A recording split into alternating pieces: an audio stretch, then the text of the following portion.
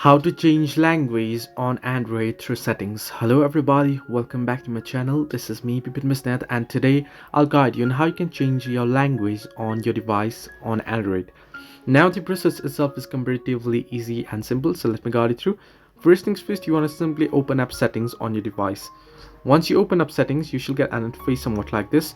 You want to scroll down below. Now here you should be able to find the option that says general management. Under it you can see the language and keyboard date and time.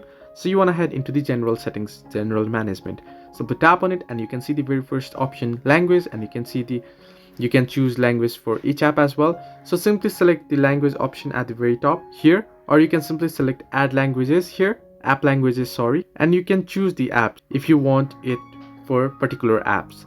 However, if you just want to change your language on your device, simply select language option, tap on it, and then tap on add language option, and then you can choose any language that you wish to from here, and then simply tap on it. It'll start downloading and it'll be set as default language.